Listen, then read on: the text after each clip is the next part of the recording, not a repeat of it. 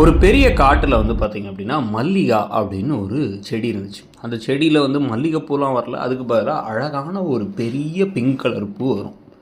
So இந்த ஒரு செடிக்கு வந்து எப்பயுமே வந்து ஒரு வருத்தம் இருந்துச்சு. என்ன அப்படின்னு வந்து பார்த்திங்கன்னா, நம்ம அழகாக இருக்கோம், நம்மக்கிட்ட பட்டாம்பூச்சியெல்லாம் வருது, நம்மக்கிட்ட தான் தேன் குடிக்குது, இந்த மாதிரி பல விஷயங்கள் நமக்கு இருந்தாலும் கூட நம்ம ரொம்ப குட்டியாக இருக்கமே, ஒல்லியாக இருக்கமே அப்படின்னு சொல்லி அதுக்கு வருத்தம். ரொம்ப வீக்காக இருக்கோன்னு தோணுது. பக்கத்தில் விரான் அப்படின்னு சொல்லிட்டு ஒரு பெரிய மரம் இருக்குது.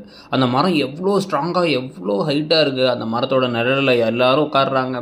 அதே மாதிரி வந்து பார்த்திங்க அப்படின்னா அந்த மரத்தோட கிளைகளில் அத்தனை பறவைகள் கூடு கட்டியிருக்கு. ஆனால் நம்ம மட்டும் அப்படின்னா இல்லையே.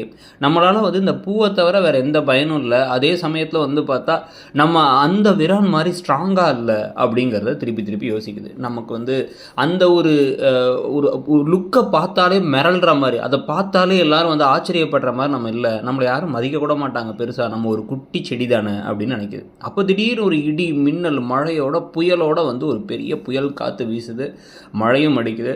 இந்த சமயத்தில் வந்து பார்த்திங்க அப்படின்னா வந்து அந்த மரத்து மேலேயும் இந்த செடி மேலேயும் காற்று வந்து அப்படி வேகமாக பட்டுக்கிட்டே இருக்குது. விரான் ஒரு பக்கம், மல்லிகா ஒரு பக்கம். அப்படியே பார்த்து காற்று அடிச்சுட்டே இருக்கும் போது மல்லிகா ஐயோ ஐயோ காற்றடிக்குது, நம்மளெல்லாம் வந்து நம்ம நிலமை தான் ரொம்ப பாவம், அந்த விரான்லாம் ஸ்ட்ராங்காக இருக்கிறதுனால ஈஸியாக தப்பிச்சிருவார் அப்படின்னு நினச்சிக்கிட்டே இருக்கும் பொழுது சட்டார் அப்படின்னு ஒரு சவுண்டு. பார்த்தா அந்த மரம் அப்படியே உடஞ்சி விழுது. உடஞ்சி விழுந்த உடனே ஆச்சரியமாக போயிடுச்சு. இதுக்கு ஷாக்காகவும் அதிர்ச்சியாகவும் இருக்குது, ஆச்சரியமாகவும் இருக்குது.